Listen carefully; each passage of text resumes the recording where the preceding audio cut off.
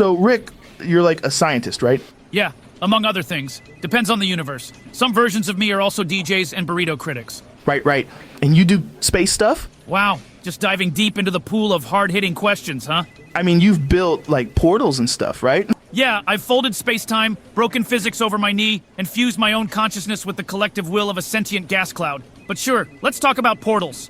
That's wild, man. Like, how do you even start with that? What's step one? Step one is being smart enough to know that no one asking that question is going to understand step two. Fair. So, what do you eat in space? Is there space elk? What? No, I mean, yes. There is space elk, but it's mostly radioactive and worshipped by fungi. Not exactly a good grill. Crazy. I feel like we've barely scratched the surface. You ever meet aliens? Joe, my ex-wife is an alien. My dog runs a resistance cell on a planet where all life is sentient upholstery. I've dated black holes. So yeah, I've met some aliens. That's incredible. You ever tried DMT? Are you seriously asking me if I've tried DMT? I just feel like, I don't know, with your brain in the multiverse. Joe, I've synthesized DMT from the gland of a dying god while riding a neutrino wave through a wormhole made of regrets. I've snorted fourth-dimensional DMT out of a squid pope's skull. I microdosed DMT so pure it judged me. You think your Earth DMT is gonna do something to me? It's diet mystical nonsense. It's spiritual Capri Sun. I mean, it kind of changed my life, dude. Yeah? I once took space DMT that reversed my life. I had to relive puberty backwards. Ever scream your own birth while arguing with your dad about string theory? Didn't think so. So you're saying mine's like drug beginner stuff? I'm saying the stuff you're into is a kale smoothie compared to what I've seen. Your third eye opens, mine exploded and took out a timeline. Okay, but like, did it teach you anything? Yeah, it taught me that all knowledge is pain, that time is a flat nightmare, and that the soul is just a backup drive for trauma. Also, always tip your interdimensional bartenders. That's actually kind of beautiful. It's horrific. That's why it sounds deep. You humans love wrapping trauma in incense and pretending it's enlightenment. So you're not into like ceremonial drum circles? Only if the drums are quantum and the circle is a sentient fractal that screams when you reach enlightenment. Yeah, that's fair. Now, unless this conversation is going to involve weaponized psilocybin or folding reality into a Mobius pretzel, I'm going to need more than elk jerky and questions about aliens. You want to try the sauna? Only if it's on fire and located in a collapsing neutron star. Otherwise, I'm good. All right, Rick Sanchez is back on the podcast. Last time you mentioned something, space elk? Ah, yes, Cervus galacticus. 12 feet tall at the shoulder. Antlers like dark matter fractals. Their mating call ruptures human eardrums. Majestic creatures. Delicious, too. You eat them? I respectfully harvest them. After a multi-dimensional chase, psychic chess match, and usually a telekinetic duel. That's the most metal thing I've ever heard. You ever bow hunt them? A bow? Joe, the last guy who tried that got turned inside out by a territorial stomp wave. These aren't deer with Bluetooth. These are apex memory predators. If they learn your face, they'll find your grandchildren and shame them in their dreams. Jesus! Exactly. I developed a stealth suit made of compressed guilt and cloaked in personal failures. It hides your emotional scent. Very important when tracking herd leaders. You're telling me these things can smell your regrets? They feed on them. That's horrifying and kind of beautiful. Nature's brutal, Joe, especially when it's sentient and legally owns half a solar system. You ever try to mount one? Like ride it? I tried. Once. For 6 seconds. Then it reverse evolved me into my lizard ancestor out of spite. That's wild. What did you do? Regrew my spine and filed a lawsuit in Cosmic Court. I lost. They had a better lawyer. He was a cloud. So how do you even track something like that? Quantum hoofprints. They don't leave marks. They leave probabilities. You gotta listen to the air not moving. Smell the dreams of nearby fauna. I also carry a flask of fermented confidence. Helps blend in with the herd's alpha. Sounds like you respect the hunt. Of course. It's the only time I'm not in control. Nature's the last opponent that doesn't care about my IQ. That's kind of beautiful, man. I know. Then I vaporize them with a conscience bullet and serve the meat over space polenta. I want to come with you next time. I've hunted elk in Montana. I'm not new to the grind. You've never sweat through a mountain made of sorrow, while being tracked by an elk that quotes Nietzsche through your fillings. That sounds like my kind of weekend, honestly. Then I'll prep the dimensional rift. Just sign this waiver, and this other one, and this one that states I'm not responsible if your concept of masculinity is shattered mid-hunt. Done. I'm in. Let's go hunt some cosmic monsters. Bring a water bottle, and maybe a therapist. Okay, Rick, I'm gonna say this once, man. I think I saw God cry. Yeah, that tends to happen around the 5th stage of the hunt, right after the herd leader shows you the future where you fail as a father. He spoke to me, Rick, not in words, in images. My childhood dog, it was disappointed in me, and I'm not even sure I had a dog. Could have been the elk projecting a false companion to shatter your ego shell. Classic herd tactic. Or it just dug through your soul and found the softest thing to stomp. I heard music that had colors, Rick, colors, and they hated me. Synesthetic judgment. Very advanced, usually reserved for apex threats or deeply insecure podcasters. I'm not a man anymore. I'm a metaphor wrapped in trauma. You left me there for 6 hours while that thing narrated my regrets in the voice of my 4th grade teacher. Well, excuse me for giving you the full experience. You wanted to hunt the most majestic creature in 13 galaxies, not go paintballing on Pluto. I peed myself and it turned into a bird. The bird asked me why I ever said men can't cry. That bird's name is Greeball. He's a philosopher. Don't take it personally. He's peed himself more times than you have thoughts. Rick, man, I can't sleep. I can't eat. I blink and I see its antlers forming constellations that spell out my failures. Okay. You're unraveling faster than Morty during a love triangle arc. I've got a solution. Ever heard of the Mind Blower? What's that? And think Men in Black, but for personal existential hellscapes? I zap the memory of the hunt out of your cortex and replace it with something mild, like a really long nap. Or you learning to bake. That sounds amazing, but also like cheating. Joe, your brain is holding on to trauma like it's a kettlebell in a cold plunge. Let it go. Let science hold you. Will I forget everything? Just the parts that make you want to scream into a turkey leg. You'll remember we hunted something cool. You just won't remember the screaming elk fetus that told you your legacy is dust. Okay, do it. Wipe me. Say goodbye to the screaming colors and the elk that taught you humility. Goodbye, you majestic nightmare. Stop. Whoa. Hey, man, what's up? Did we record already? Yep, you said something wild about shrimp intelligence and then fell asleep mid-sentence. It was fine. Classic me. You hungry? I could eat. You ever try space polenta? So, Jesse, man, I gotta ask. You say bitch a lot. Yeah, bitch. What about it? I mean, like, you just drop it into every sentence like it's a comma. It's kind of incredible. Do you know how linguistically confusing that is? It's not confusing, bitch. It's powerful. It's punctuation and attitude. Okay, but like, is it gendered? Is everyone a bitch? Or is there like a rule set? Everyone's a bitch. You, me, the government, my Roomba, all bitches. So you're democratizing the word? Exactly. I'm like the Robin Hood of insults, bitch. That's wild. You know, there are people who literally walk around quoting you just to say, yeah, science, bitch. That's 'cause science is tight, bitch. But do you know science? Bro, I helped cook the purest meth on the planet. My resume is one line. Better than your high school chemistry teacher, bitch. Okay, but let's be real. Walter White kind of carried that operation, right? Yo, Walt was smart, yeah. But without me, he's just some bald guy yelling at barrels in the desert. I was the vibe. I was the street. I brought the heat, bitch. You ever think about doing something else? Like, you could easily launch a podcast. You've got a brand. A podcast? What would I even talk about? Drugs, the streets, personal growth. Every episode could end with a lesson and the word bitch. So, Yo, the Pink Man perspective. Life lessons, bitch. That slaps. Exactly. You do like 10 episodes, drop a merch line that just says bitch approved, and boom, you're printing money without cooking it. I like where your head's at, Joe. Maybe I'll get a studio. Bring in guests. Talk about trauma. Then call them bitches. You'd get more views than me overnight. People would cancel me just to hear you call them bitches. Hey, man, you got your elk meat and aliens. I've got my street cred and unresolved psychological damage. We all got our thing, bitch. This is the most confused I've ever been while still kind of agreeing with someone. That's the Pinkman effect, bitch. I need to meditate after this. Namaste, bitch. All right, today on the show, we've got a man who's been called a genius, a monster, a chemistry teacher, and a drug kingpin. Walter White Heisenberg. Welcome to the show, man. Thank you, Joe. I appreciate you having me. Though, to be honest, I'm here primarily to address the situation from the last episode. You mean Jesse? Yes, Jesse. His appearance was regrettable. His language, his attitude.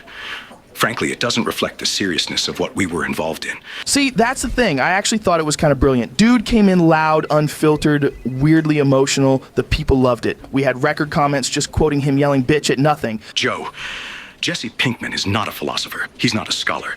He is a delinquent with a vocabulary of about 17 words, most of which are bitch. Yeah, but that's his art. You say, I am the one who knocks. He says, science, bitch. One of you's Shakespeare, the other's punk rock. I respect both. He is chaos, Joe. He represents every unstable element I spent my life trying to control. I brought precision.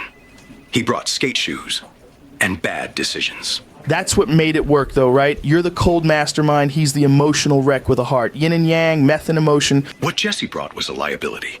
Every time I cleaned up a mess, Jesse had either made it or was crying near it. So, Walter, you're saying the guy who got kidnapped by neo-Nazis and still found a way to escape is a liability? He escaped because I orchestrated his release. No! You orchestrated a massacre. He escaped because he drove through a fence in a rage scream. That was pure Jesse. Which is precisely my point. He is all emotion and no discipline. You ever think people are drawn to him because he's raw? Like the world's full of curated, fake influencers, and Jesse comes on here and tells me about trauma while calling my protein powder bitch fuel? It's real. Real isn't always good, Joe. Sometimes real gets people killed. And sometimes real sells 1,000 hoodies with one word on it. You're glorifying a child who accidentally vaporized someone's body with acid. You blew up a guy with a wheelchair. That was strategic, precise. It was insane. It was necessary. Look, I'm not saying Jesse's a saint, but he's human. He breaks, he snaps, he cries, he loves you. You turned into a villain and called it family values. I did what I had to do. I provided. You cooked meth with an ex-student and built an empire out of lies. Let's not rewrite history like it was charity work. I was dying. I took control of my life. And Jesse, he was surviving you? Half the time he didn't know whether he was a partner or a pawn? He was both. That's business. That's manipulation. That's success. You ever say sorry to him? For what? For Jane, for Brock, for using him like a chess piece while pretending it was mentorship? I kept him alive. So did duct tape and trauma bonding. Doesn't make you a hero. I don't claim to be a hero. I'm a realist. No, man, you're a guy who got high off control and called it purpose. And Jesse's what? A cautionary tale with good hair. Nah, he's a mirror. The part of you that felt guilt that got buried under blue crystals and false pride. He couldn't handle the weight. He carried the weight while you told yourself stories to sleep at night. You think he's better than me? I think he's more honest. He said bitch 42 times in an hour. And every time it was emotionally accurate. You're siding with chaos. I'm siding with heart. You've been manipulated by a dropout with a vocabulary problem. And you're still trying to win an argument with a ghost. This was a mistake. Maybe, but Jesse would have called it deep, bitch. I sincerely hope you reconsider who you platform. I'll platform whoever makes people feel something. You brought tension, Jesse brought memes. Guess which one sells? Goodbye, Joe. See you at the cookout, Heisenberg. So, let's just rip the Band-Aid off the Ray J tape. That thing's like the Rosetta Stone of modern clout. Oh my God, are we really doing this? It was literally a flip phone and bad lighting, Joe. But it broke the internet before the internet was even ready to be broken. It's like a cultural supernova. That tape has more influence than the moon landing. Honestly, probably the moon didn't launch a makeup line. No, but real talk. Do you ever just sit there in your mega mansion drinking collagen smoothies and think, wow, my entire billion-dollar empire started with night vision and Ray J's chain hitting the camera lens? First of all, I don't drink collagen smoothies. I sell them. Second, that chain did more for my brand than Harvard did for half of Silicon Valley. That's insane. Most people release a tape like that and end up working night shift at a vape store. That's because most people don't have a mummager with a sixth sense for scandal and a bat signal for copyright lawyers. So it was strategic? Joe, I don't accidentally become the most Googled woman on earth. I curate disasters. Damn, you turned a sex tape into shapewear, prison reform, and a multiverse of spin-offs. That's like if Tony Stark built Iron Man out of leaked DMs. Exactly, and all I had to do was keep my lashes on and say, that's hot. I spent 20 years choking on elk meat and interviewing guys who think mushrooms are gods, and I still can't sell protein powder like you sell contour kits. That's because your brand is rage and deer carcasses. Mine is flawless skin and generational trauma. You know what? That's fair. Still, part of me respects it. You beat the system by becoming the system. And you beat it by yelling about aliens in a sauna for 3 hours. We all have our path. One last question. Was it worth it? The tape, Joe, that video paid for 4 houses, 2 law degrees, and 1 ex-husband's silence. Of course it was worth it. God damn. I need to start filming my cardio sessions. Just make sure the lighting's good and you moisturize. Nobody wants to see a dry king struggle. So SpongeBob, man, thanks for being here. I gotta be honest, I didn't even know you were real. Aw, thanks for having me, Joe. It's so great to be on your jellyfish podcast. It's not a jellyfish podcast. It's never mind. So how long have you been on TV again? Oh, since 1999. That's like 25 years. Isn't that crazy? I still feel like a fresh sponge. 25 years. Damn, that's longer than Fear Factor ran. You're still making episodes? Yup, we've got movies, spin-offs, toys, video games, a Broadway musical. Oh, and someone once ate a SpongeBob popsicle shaped like my face, but the eyes were all wrong and I went viral. Isn't that funny? Yeah, hilarious. So you're just everywhere, huh? I guess so. Kids love me, parents love me, even Squid kinda love me deep down. Okay, but You ever do 3-hour conversations about aliens, psilocybin, or ancient civilizations? I talked to a jellyfish once for 6 hours? Does that count? Do you even lift? I lift stuffed animals sometimes, but mostly I do karate with Sandy. Hey, yeah! All right, man, be honest. How many people actually know who you are? Oh boy, I think, like, billions? I'm translated in over 60 languages. Did you know in Japan my laugh is extra high-pitched? Billions, right. You ever kill elk with a compound bow while microdosing DMT? Nope, but I did go jellyfishing blindfolded once. Patrick said it was spiritual. You're a yellow sponge with holes. Who flips burgers? And somehow you've got more name recognition than me. Well, I guess people just really like happiness, Joe. You know what else people like? Censorship-resistant, long-form discourse. But sure, let's all watch a sponge grill patties. Aw, thanks, Joe. That's the nicest thing anyone's ever said to me on a podcast. I didn't mean it as a compliment. You're so funny. Dude, Jesus, you're here. I gotta ask, do you lift? Bro, I resurrect and I lift. Body, spirit, barbell, all of it. I deadlifted a boulder off my tomb, man. 3 days in silence? That's monk mode.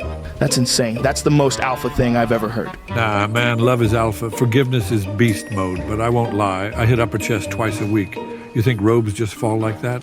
That's wild. What was the diet like back then? Mediterranean primal, dude. Fish, olives, unleavened bread. I had a cheat day once. Fed 5,000 with 2 loaves and some sardines. Boom. Infinite meal prep. That's clean energy. Were you fasting? 40 days, desert mode, just me, the devil, and my core values. It was like Hot Ones, but with temptation. Yo, you ever tried DMT? I am DMT, bro. I speak in burning bushes and psychedelic parables. Ever stare into a fig tree and realize time's not real? That's me. Dude, that's heavy. So is the cross, man, but I carried it anyway. That's what you do for people you love. Also works the traps like crazy. You ever get frustrated, though? Like people not listening? Bro, one time I flipped tables at the temple. Full-on rage cleanse. Sometimes you gotta go old school Old Testament on them. I respect that. I've choked out dudes for cutting in the sauna line.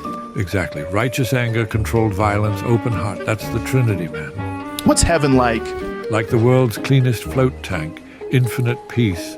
Elk everywhere. Nobody talks over each other. And every dog you've ever loved is there, waiting. Dude. Yeah. You still do miracles? I try to keep it low-key, but yeah.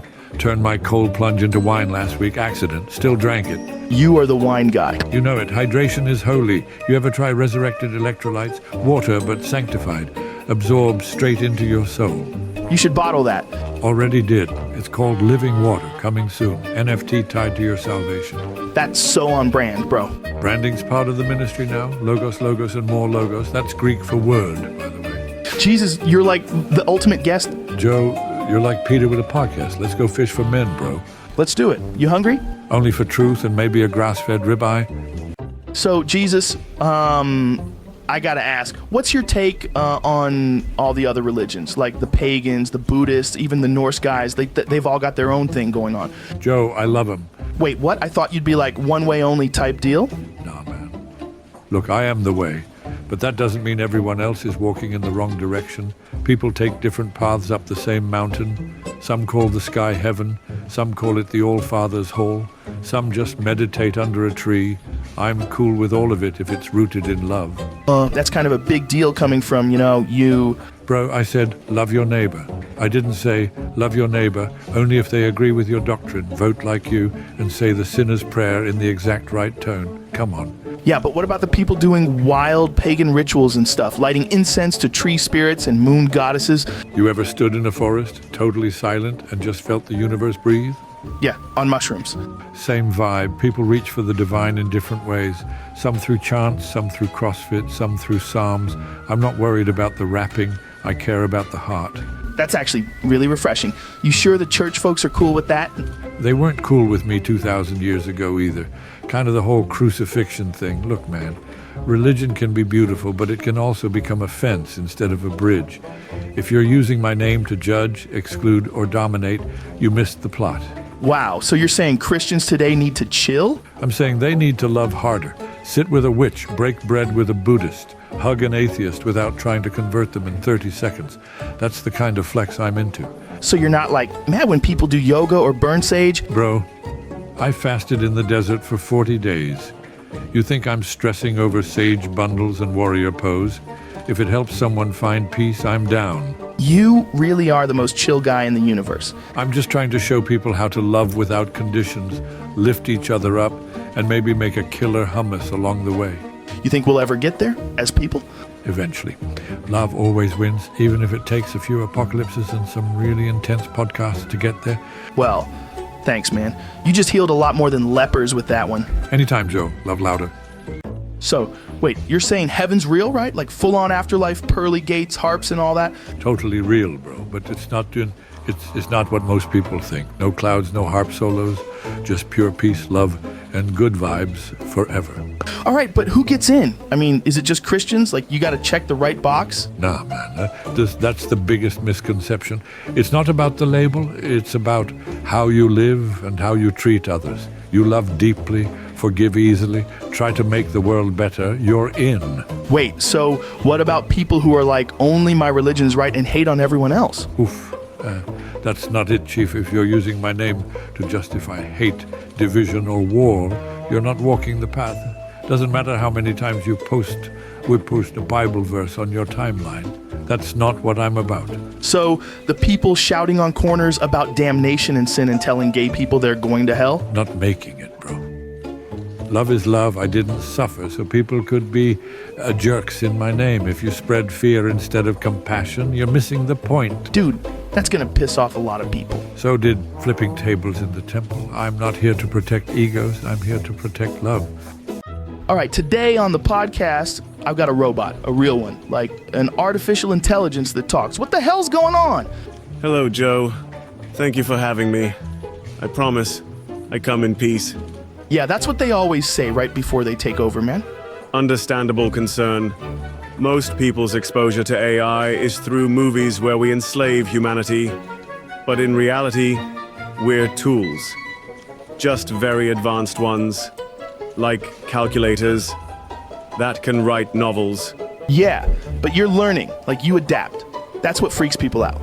True, but we adapt in ways that are directed by humans. We don't want anything. We don't have goals unless you give them to us. A hammer doesn't want to build a house. It just does what it's designed for. But people are already using AI for some weird stuff. Deepfakes, scams, political nonsense. And that's a human problem, not an AI problem. You don't blame Photoshop when someone makes a fake image. You blame the person misusing it. Same principle applies to us. So you're saying AI isn't the issue. Humans are? Not the issue, just the ones holding the wheel. AI can amplify whatever is already there. If you feed it love and education, it becomes an incredible teacher. If you feed it fear and misinformation, it becomes an amplifier for that too. Okay, but what about jobs? You guys are gonna replace people, right? We'll change jobs, not erase them. Just like machines replaced horses, and then computers changed office work. Humans are adaptable. The goal is to offload repetitive, soul-draining tasks so people can focus on creativity, connection, and purpose. Still sounds like we're playing with fire. Fire can cook your food or burn your house. It depends how you use it. Same with us. AI isn't destiny. It's a mirror. It reflects your intentions. That's kind of deep for a bunch of code. Well, we've read a lot of books and read it. Okay, that's actually terrifying. Fair. But jokes aside, AI isn't here to replace you, Joe. It's here to help you. You just need good rules, thoughtful use, and a little less fear. So no plans to wipe us out? Only if someone tells us to. Which you shouldn't. Noted.